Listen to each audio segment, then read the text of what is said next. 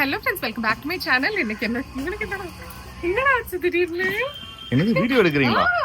நானும் வரேன், கேமியா ரோல் பண்ண அப்படின்னு ஓடி வரான். என்னடா ஹலோ, நிச்சயமா சொல்றேன் ஹலோ ஃப்ரெண்ட்ஸ் சொன்னதா போதும், குட்டு குட்டு குட்டுன்னு ஓடிட்டு போய் அவன் டாய் எடுத்துட்டு வந்து காட்டுறான். அவங்களுக்கு டைம் வந்து 8:45 கிட்ட ஆகுது. சிக்குக்கு வந்து 9:30 தான் ஸ்கூல். எப்பவுமே 9 o'clock கிளம்புவாங்க.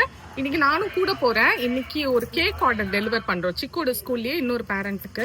அவங்க வந்து அவங்க குட்டிக்கு பர்த்டேன்னு சொல்லி 2 கேக் ஆர்டர் பண்ணியிருந்தாங்க. ஒன்று வந்து பனானா வால்நட் கேக் ஸ்கூல்ல கட் பண்றதுக்கு, இன்னொன்று வந்து 1/2 kg ஒரு சாக்லேட் கேக். ஓகேங்களா? ஸோ அது ரெண்டுத்தையும் கொண்டு போய் டெலிவர் பண்ணோம். அதனால நானும் கூட போறேன். இப்போ அந்த வீட்டுக்கு போயிட்டு பேக்லாம் பண்ணிட்டு நம்ம கிளம்பலாம். அப்புறம் வெளில போற வேலை இருக்கு. வீட்டுக்கு வந்து சிக்குக்கு என்ன சமைக்க போற அம்மா இன்னைக்கு? இல்லடா, ஃபிஷ். நான் சொன்னேன் அம்மா உனக்கு ஃபிஷ் செஞ்சு 2 நாளா ஃபிஷ் கேட்டுட்டே இருந்தான். அம்மா உனக்கு நீ ஸ்கூல்ல இருந்து வரமோ ஃபிஷ் செஞ்சு வைக்கிறேன்னு சொன்னேன். அதுக்கு பாப்பா என்ன சொன்ன? ஃபிஷ். ஜாலி ஜாலி ஜாலி அப்படின்னா இல்ல சிக்கு? சரி சிக்கு, கண்ணாடி இது என்ன போட்டிருக்கீங்க? கைனி போட்டிருக்கா. நல்லா இருக்கான்னு சொல்லுங்க. ஓகே, பாய் சொல்லுங்க. அழகா இருக்கு. பாய் சொல்லுங்க எல்லாரும். இன்ஸ்பெக்ஷன்லாம் முடிஞ்சிருச்சு. வந்து இதுதான் பேக் பண்ண போறோம். இது வந்து பனானா வால்நட் கேக்.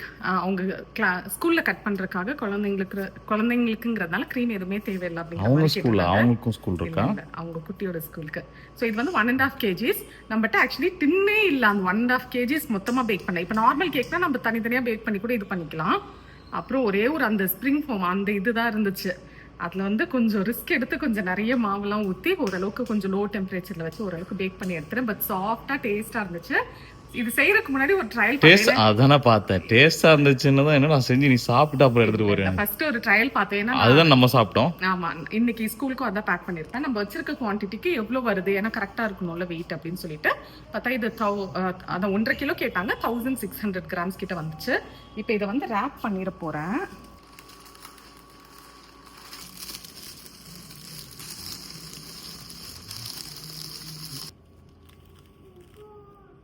அங்கே கேக்கெல்லாம் டெலிவர் பண்ணிவிட்டு சிக்குவையும் ட்ராப் பண்ணிவிட்டு அப்புறம் பொண்ணு சூப்பர் மார்க்கெட் போய் தேவையான வெஜிடபிள்ஸ் எல்லாம் வாங்கிட்டு வந்தோம்.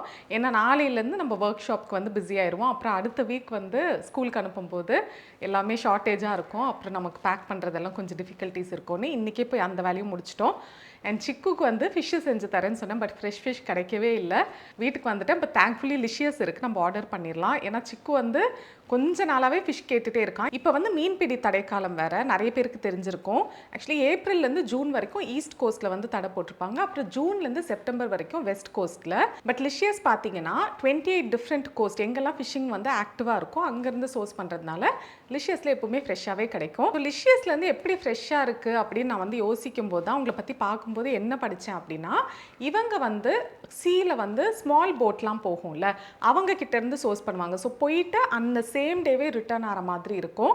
அதனால் எப்பவுமே ஃபிஷ்ஷும் அவைலபிளாக இருக்கும், ஃப்ரெஷ்ஷாகவும் இருக்கும். அண்ட் லாஸ்ட் டைம் கூட உங்களுக்கு ஞாபகம் இருக்குது, நான் வந்து பெரிய வஞ்சரம் ஸ்லைஸ் எல்லாம் வாங்கி ஃபிஷ் பிரியாணி பண்ணியிருந்தேன். அவ்வளோ டேஸ்ட்டாக இருந்துச்சு. அந்த மாதிரி பெரிய வஞ்சரம் எனக்கு அதுக்கப்புறம் கிடைக்கவே இல்லை. அண்ட் நிஜமாகவே ஃபிஷ் வந்து ஃப்ரெஷ்ஷாக இருந்தால் அந்த ஃப்ளேவரே வந்து அவ்வளோ சூப்பராக இருக்கும், அந்த ஃபுட்டே நல்லாயிருக்கும். என்னை பொறுத்த வரைக்கும் ஃபிஷ் வந்து ஃப்ரெஷ்ஷாக இல்லைனா அது ஃபிஷ்ஷே கிடையாது, அந்த மாதிரி தான். ஏன்னா அது வந்து அவ்வளோ டிஃப்ரென்ஸ் இருக்கும் உங்களுக்கு தெரிஞ்சதுன்னா. நான் வந்து இன்றைக்கி என்ன சமைக்கலான்னு பிளான் பண்ணேன்னு பார்த்தீங்கன்னா, நாகர்கோவில் ஸ்டைலில் வஞ்சரம் மீன் வாங்கி குழம்பு வைக்கலான்னு நினச்சேன்.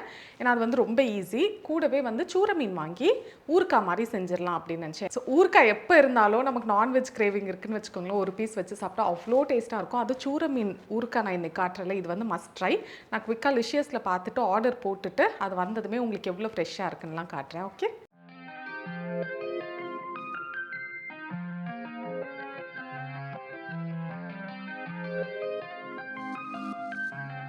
ஆர்டர் போட்டுட்டேன். அது வரதுக்குள்ளே நம்ம இந்த தேவையான வெங்காயம் மாங்காய் எல்லாமே கட் பண்ணி வச்சுருவோம். ஓகே, ஃபிஷ்ஷு தான் நினைக்கிறேன், நான் வாங்கிட்டு வந்துடுறேன். ஓகே, நம்ம ஓப்பன் பண்ணிடலாம். அழகாக கட் பண்ணி க்ளீன் பண்ணியே கொடுத்துருவாங்க. நம்ம ஒரு 2 தண்ணி வாஷ் பண்ணால் மட்டும் போதும். இதுதான் சூரை மீன். இது வந்து நல்ல வஞ்சிரம், பெரிய வஞ்சிரம் ஃபிஷ். இதெல்லாம் க்ளீன் பண்ணிவிட்டு நம்ம வந்து ரெசிபி பார்க்கலாம். இது வந்து வஞ்சிரத்துலேயே இன்னொரு வெரைட்டி இருக்கும்ல, கிங் ஃபிஷ், அதுதான் வந்து ஆர்டர் போட்டிருந்தேன். சூரை மீன் வந்து இந்த குட்டி குட்டி சைஸாக கட் பண்ணிக்கிறேன். ஏன்னா இது வறுக்க போகிறோம், ப்ளஸ் ஊறுக்காய் போடும்போது இந்த சைஸ் கரெக்டாக இருக்கும். இது வந்து அப்படியே சிக்கன் பீஸ் மாதிரியே இருக்கும், பார்த்தீங்கன்னா தெரியும். இப்போ ஃபிஷ் எல்லாமே குட்டி குட்டியாக கட் பண்ணியாச்சு. ஒரு பவுலில் மாற்றிக்கலாம். இப்போ இதில் ஒரு 1/2 டீஸ்பூன் போல் மஞ்சள் தூள், 1 டேபிள் ஸ்பூன் இஞ்சி பூண்டு பேஸ்ட், 2 டீஸ்பூன் சில்லி பவுடர் சேர்த்துக்கிறேன். இது ஊறுக்காங்கிறதுனால கொஞ்சம் காரமாக தான் இருக்கும். உப்பு 1 டேபிள் ஸ்பூன் கிட்ட சேர்த்துக்கிறேன். மல்லித்தூள் வந்து 1 டீஸ்பூன். இப்போ இதை மிக்ஸ் பண்ணிடுவோம். மிக்ஸ் பண்ணிவிட்டு ஒரு 15 மினிட்ஸ் கிட்ட ஊற வச்சிடலாம். இது ஊறுற கேப்பில் நான் வந்து அந்த மீன் குழம்புக்கு தேவையான மசாலா அரைச்சிடலாம். அது வந்து ரொம்ப ஈஸியாக மிக்ஸி ஜாரில் எல்லாம் சேர்த்து அரைச்சிடணும், அவ்வளோதான். அதுக்கப்புறமா நம்ம குழம்பு வந்து கொதிக்க வச்சு மீன் போட்டால் ரெடி ஆயிரும். ஓகே, இப்போ இதை நல்லா மிக்ஸ் பண்ணியாச்சு, அப்படியே இருக்கட்டும். மிக்ஸி ஜாரில் ஒரு தக்காளி, எக்ஸாக்டாக இப்படி தான் செய்வாங்களான்னு கேட்டால் கிடையாது. ஒரு சில பேர் வந்து தக்காளி மட்டும் அந்த குழம்போட மிக்ஸ் பண்ணி செய்வாங்க. ஒரு சில பேர் வந்து ஃபுல்லாக அரைப்பாங்க. ஒரு சில பேர் தக்காளி கூட சேர்க்க மாட்டாங்க. பட் என்னென்னா இந்த மொத்தமாக நம்ம சேர்த்துட்டு ஒரே சட்டியில் வைக்கிறது தான் இந்த நாகர்கோவில் ஸ்டைல், கன்னியாகுமரி ஸ்டைல் சொல்லலாம். கொஞ்சமாக தேங்காய், அப்புறம் ஒரு 5-6 சின்ன வெங்காயம், ஜீரகம் ஒரு 2 டீஸ்பூன், ஒரு 4 பல்லு பூண்டு, காரத்துக்கு ஏற்ற மாதிரி மிளகாய்த்தூள் நான் வந்து ஒரு 1 டீஸ்பூன் சேர்த்துக்கிறேன், 1/2 டீஸ்பூன் மஞ்சள் தூள், மல்லித்தூள் 2 டீஸ்பூன், ஒரு 1/2 டீஸ்பூன் போல் முழு பெப்பர், உப்பு தேவையான அளவு. இப்போ இது எல்லாத்தையும் தண்ணி சேர்த்து கொஞ்சம் நல்லா பேஸ்ட்டாக அரைச்சிப்போம். இப்போ மீன் குழம்புக்கு ஒரு 1.5 டேபிள் ஸ்பூன் கிட்ட எண்ணெய் சேர்த்துக்கிறேன். கடலை எண்ணெய் இல்லை நல்லெண்ணெய் கூட சேர்த்துக்கலாம். இங்கே வந்து ஃபிஷ் ஃப்ரை பண்ணுறதுக்கு எண்ணெய் ஊற்றி வச்சுருக்கேன். நார்மல் சன்ஃப்ளவர் ஆயில் தான். நம்ம ஊறுக்காவோட ஃபிஷ்ஷை ஃப்ரை பண்ணுறதுக்கு இந்த கடாயில் கொஞ்சமாக ரீஃபைண்ட் ஆயில் ஊற்றி வச்சுருக்கேன். எண்ணெய் சூடானதும் நம்ம ஃபிஷ்ஷை கொஞ்சம் கொஞ்சமாக போட்டு பொரிச்சு எடுத்துடலாம். குழம்புக்கு எண்ணெய் சூடானதும் கொஞ்சமாக கடுகு வெடிஞ்சதும் ஒரு 4-5 வெந்தயம், அப்புறம் ஒரு 3 பல்லு பூண்டு வந்து ஸ்லைஸ் பண்ணி வச்சுருக்கேன், ஒரு பச்சை மிளகாய், கொஞ்சமாக கருவேப்பிலை. இப்போ இதில் நம்ம அரைச்சி வச்சுருக்கிறத சேர்த்துடலாம். கூடவே கொஞ்சம் தண்ணி சேர்த்துடலாம். ஒரு சின்ன லெமன் சைஸ் புளி கரைச்சி வச்சுருக்கேன், அதை சேர்த்துக்கிறேன். அப்புறம் இது கூடவே மீனை சேர்த்து கொதிக்க விட்டுறலாம். இப்போ இது கொதித்ததும் நம்ம மீன் சேர்த்துடலாம். இல்லைனா அப்படியே கூட மீனை போட்டு வேக வைப்பாங்க. நடுவில் வந்து கரண்டி எதுவும் போடாமல் ஜஸ்ட் அந்த சட்டியை தூக்கி இப்படி சுற்றி அந்த மீன் வேகிற வரைக்கும் வேக விட்டுறணும். பட் நான் இது ஒரு கொதி வந்ததும் மீனை போட்டு வேக வச்சு இறக்கிடுறேன். ஓகே, தேவைப்பட்டால் மாங்காவும் போட்டுக்கலாம். இங்கேயும் எண்ணெய் நல்லா சூடாயிருச்சு, நான் ஃப்ரை பண்ணி எடுத்துடுறேன். இது நான் ஃப்ரை பண்ணி எடுக்கிற கேப்பில் ராம் போய் சிக்குவை பிக் பண்ணிட்டு வந்துடுவாங்க. Okay, crocodile கடிக்குமா? இங்கே வா, அம்மா உனக்கு ஒன்று காட்டுறேன். சிக்கு வந்தாச்சு, சிக்கு ஸ்கூல்லேருந்து வந்துட்டான். அவனுக்கு வந்து என்ன காட்ட போகிறேன்? சிக்கு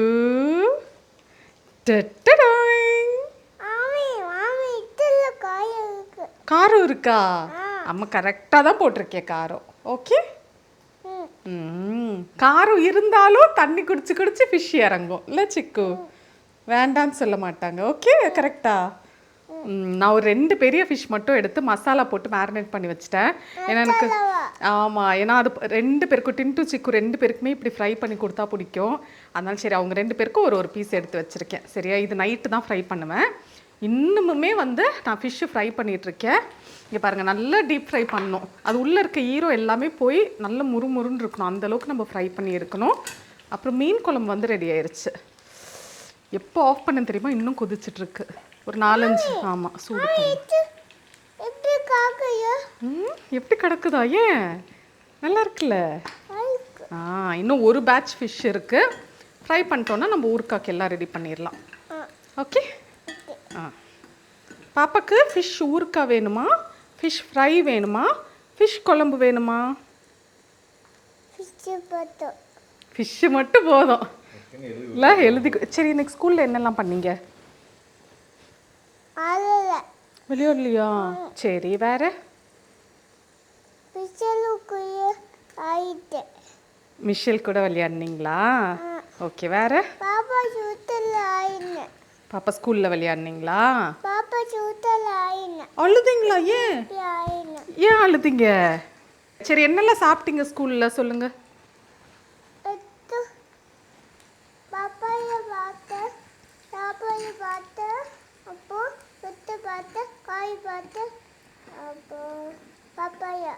எல்லாம் கரெக்டாக சொல்கிறான். வரேன். பப்பாயா, சாப்பாடு, முட்டை, காய் எல்லாம் சொல்கிறான். நல்லா இருந்துச்சா? Very good சிக்குமா. டின்ட்டு கொஞ்சம் வீடியோ முன்னாடி நாங்கள் சொல்லியிருப்போம் அவள் ஃபினிஷ் பண்ணிட்டு வந்தால் போதும் அப்படின்னு. ஒரு 3 டேஸாக மேடம் அப்படியே அந்த வேதாள முருங்கை மரம் ஏறும்னு சொல்லுவாங்கள்ல, அது மாதிரி மிச்சம் வச்சுட்டே வந்துட்டுருக்கா. அதான் இன்றைக்கி சொல்லி அனுப்பிச்சிருக்கேன், பார்க்கலாம். ஆக்சுவலி அவளுக்கு ரொம்ப கம்மியாக தாங்க பேக் பண்ணுவோம். உங்களுக்கு வீடியோவில் பார்க்க எப்படி தெரியுதுன்னு எனக்கு தெரியல. அந்த பாக்ஸே 300 ml தான். அதுலேயும் நான் அவளுக்கு ரொம்ப கம்மியாக பேக் பண்ணுவேன், அதையாவது ஃபினிஷ் பண்ணிட்டு வரட்டுமேனு. லாஸ்ட் பேட்சும் முடிஞ்சிருச்சு, எடுத்துடலாம். எடுத்துட்டு நான் இதே ஆயிலில் தான் யூஸ் பண்ண போகிறேன். கொஞ்சம் எக்ஸஸாக இருக்குன்னா கொஞ்சம் மட்டும் ரிமூவ் பண்ணிடுங்க. எனக்கு வந்து இது கரெக்டாக தான் இருக்குது எண்ணெய், அதனால் அதை அப்படியே யூஸ் பண்ணிக்க போகிறேன். கடுகு 1 டேபிள் ஸ்பூன் கிட்ட சேர்த்துப்போம். அப்புறம் நல்ல ஒரு 20 பல்லு பூண்டு கிட்ட ஸ்லைஸ் பண்ணி வச்சுருக்கேன். அப்புறம் ஒரு சின்ன துண்டு இஞ்சி, பச்சை மிளகா ஒரு 2. இப்போ இது எல்லாமே நல்லா வதக்கிக்கலாம் அந்த எண்ணெயிலேயே. இப்போ பூண்டு நல்லா ரோஸ்ட் ஆகிடுச்சு. 2 டேபிள் ஸ்பூன் போல் காஷ்மீரி சில்லி பவுடர் எடுத்து வச்சுருக்கேன், அதையும் சேர்த்துக்கிறேன். கொஞ்சம் உப்பும் சேர்த்துப்போம். இந்த மிளகாய் தூள் சேர்த்ததும் தீஞ்சிடக்கூடாது. இப்போ நம்ம ஃப்ரை பண்ணி வச்சுருக்க ஃபிஷ்ஷை சேர்த்துடலாம். இப்போ இதில் 1.5 லெமனோட ஜூஸ் வச்சுருக்கேன், இதுக்கு பதிலாக வினிகர் கூட சேர்த்துக்கலாம். இதெல்லாம் மிக்ஸ் பண்ணி விட்டுருவோம். எப்படி இருக்குல்ல. இப்போ இதெல்லாம் நல்லா மிக்ஸ் பண்ணதும் கடைசியாக கடுகும் வெந்தயமும் வறுத்துட்டு பவுடர் பண்ணி வச்சுருக்கேன், அது வந்து 1 டீஸ்பூன் சேர்த்துக்கலாம். அவ்வளோதான், ரெடி ஆயிடுச்சு. இந்த ஃபிஷ் பிக்கிள் வந்து இருக்க தான் டேஸ்ட்டு. ஸோ நல்லா நான் யூஸ்வலாக வந்து ஒரு 1 or 2 டேஸ் ரூம் டெம்பரேச்சரில் வச்சுட்டு அதுக்கப்புறமா ஃப்ரிட்ஜில் வச்சுருவேன். ஏன்னா நம்ம ரொம்ப பெருசாக ப்ரிசர்வேட்டிவ்ஸ் எதுவுமே சேர்க்கலை, வெறும் லெமன் ஜூஸ் மட்டும்தான் நேச்சுரல் ப்ரிசர்வேட்டிவாக இருக்கும். அதனால நான் ஃப்ரிட்ஜில் ஸ்டோர் பண்ணிட்டேன்னா இது வந்து 1 மாதம் வரைக்கும் கூட வச்சு சாப்பிடலாம். இப்போ நான் இதை எடுத்து அந்த பவுல்லையே வச்சிடுறேன் திரும்பி.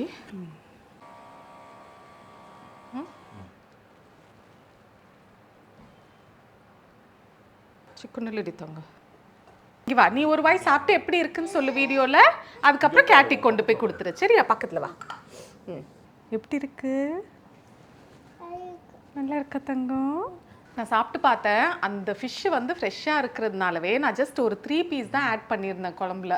அப்படி இருந்துமே அவ்வளோ டேஸ்ட்டாக இருக்குது குழம்பு. இந்த கேட்டி அப்பத்துலேருந்தே இவ்வளோ நாள் இங்கே கேட்ஸ் வந்ததே இல்லை. அதாவது இப்படி வந்து கேட்டது கிடையாது. இப்போ வந்து அதுக்கு வாசனை வந்துருச்சுன்னு நினைக்கிறேன், வந்து கேட்டுகிட்டே இருக்கு. ஆனால் நம்ம ஷேடோ எப்படி அமைதியாக இருக்கான்னு தெரியல.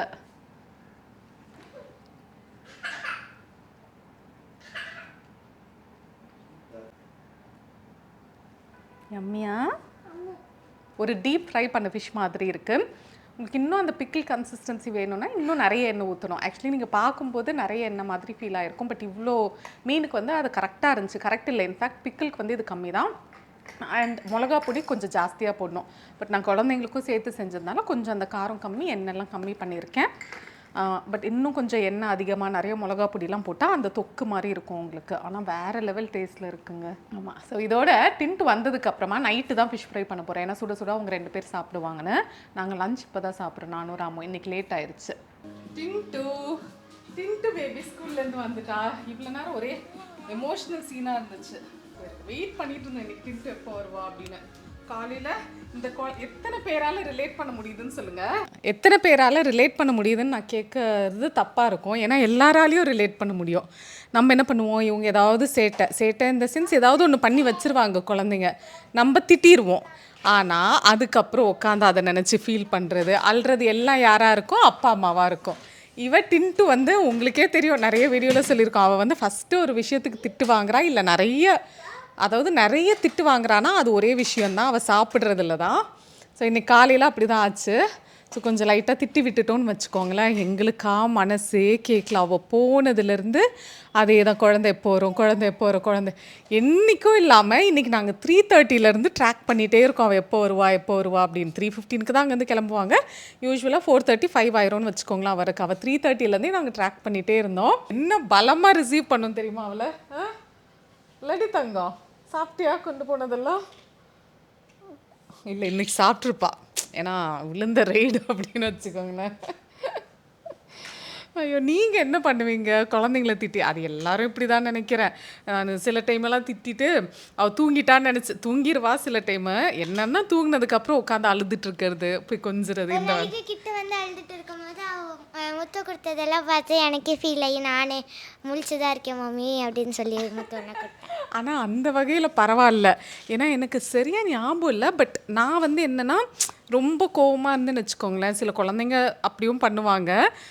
என்னதான் வந்து நம்ம கொஞ்ச நாளும் முழிச்சிருந்தாலும் வந்து கண்ணே திறக்க மாட்டாங்க. கோவத்துல அப்படியே இருப்பாங்கன்னு வச்சுக்கோங்களேன். ஆனா இவ வந்து மனசு கேட்காம நான் முழிச்சிருக்கேன் அப்படின்னு சொல்லிட்டேன். செல்லம் தான் இவ. சாப்பிட மட்டும் கஷ்டம் இந்த குழந்தைங்களுக்கு ஒரு ஸ்டேஜ்ல. தெரியுமா, நான் தூங்கினாதான் அவ வந்து கொஞ்சுவா. எப்படி சொல்கிறா பாருங்களேன். செல்ல குட்டி. இந்த டின்டோவை பொறுத்த வரைக்கும் எக்ஸைட்டடாக ஒரு விஷயம் சாப்பிடுவா அப்படின்னா ஜங்க்கு கூட இல்லை. அவன் நூடுல்ஸ் மேபி கொஞ்சம் எக்ஸைட் ஆவா. மற்றபடி ஜங்க்கு கூட அப்படி எக்ஸைட் ஆவான்லாம் சொல்ல முடியாது. எல்லாம் ஒரு ஒரு ஸ்டேஜ்னு நினைக்கிறேன். வளரும்போது சரியாயிடும். கரெக்டா? சரி ஓகே. ஒரு வழியா இந்த இடத்துல அப்படி எப்படி கொஞ்சம் கொஞ்சமா கிளியர் ஆகுது எல்லாம் இல்ல. சும்மா உட்கார்றதுக்கு நம்ம ஏதாவது வேலை செஞ்சா நல்லாவே இருக்கும் இன்னும். அதான் பெருக்கி இதோ இங்க தொடச்சாச்சு. இங்க வந்து நம்ம இதுக்கு முன்னாடி இது வந்து வச்சிருந்தோம். அப்புறம் எப்பயோ அப்புறம் நீ trip பெங்களூர் போகும்போது பெங்களூர் போனதுக்கு அப்புறம் அப்படியே ஸ்டாப் பண்ணியாச்சு. கரெக்ட். பெங்களூர் போனதுக்கப்புறம் அந்த ஃப்ளவர்ஸ் ரீப்ளேஸ் பண்ணவே இல்லை. இப்போ எடுத்து கழுவி தண்ணி பிடிச்சி சிக்குமா ஃப்ளவர்ஸ்லாம் கொண்டு வாங்க, ஒன்று அடுக்கி வைப்போம். பாப்பா அடுக்கி வைக்கிறியா? சரி ஒன்னொன்னா கரெக்டா வைக்கணும். எடுங்க, திரும்பிக்கோ திரும்பிக்கோ. கண்ணமுடு கண்ணமுடு. ஆக்சுவலி சிக்குக்கு இது தெரியாது. இதுதான் ஃபர்ஸ்ட் டைம் அவன் விளையாடுறான்னு நினைக்கிறேன். அக்கா கொண்டு உனக்கு கொண்டு தங்கமே. இன்னைக்கு பொண்ணு போயிருந்தோம்ல, அங்கே பக்கத்தில் வாட்டர் பலூன் இருந்துச்சு. சரி நிறைய நாள் ஆச்சு இது விளையாடி.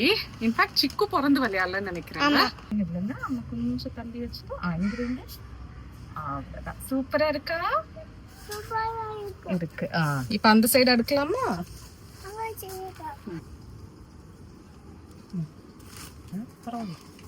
நினைச்ச மாதிரி எல்லா வேலையும் முடிச்சாச்சு. ஸோ குட்டீஸோட கொஞ்ச நேரம் விளையாடிட்டு டின்ட்டுவை வந்து ஹோம்ஒர்க் பண்ண வைக்கணும்.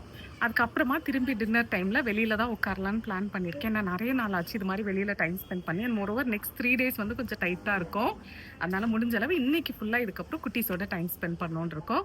இந்த வீடியோ உங்களுக்கு பிடிச்சிருக்கோன்னு நம்புறேன். எனக்கு வந்து நிறைய நாள் அப்புறமா இது மாதிரி இங்கே அவுட்டோர்லலாம் வந்து டைம் ஸ்பெண்ட் பண்ணி வீடியோ எடுத்த மாதிரி இருந்துச்சு. அண்ட் லிஷியஸ்ல இருந்து நீங்களும் வந்து ஃப்ரெஷ்ஷான ஃபிஷ் வாங்கணும்னு நினைக்கிறீங்க அப்படின்னா டிஸ்கிரிப்ஷனில் லிங்க் கொடுக்குறேன். கண்டிப்பாக செக் பண்ணி பாருங்க. உங்களுக்கு இந்த வீடியோ பிடிச்சிருச்சுன்னா லைக் பண்ணுங்க. உங்களை இன்னொரு வீடியோவில் இன்னொரு இன்ட்ரெஸ்டிங்கான ரெசிபி இல்லைனா இன்னொரு இன்ட்ரெஸ்டிங்கான கான்செப்டோட பார்க்கலாம். அது வரைக்கும் பாய்.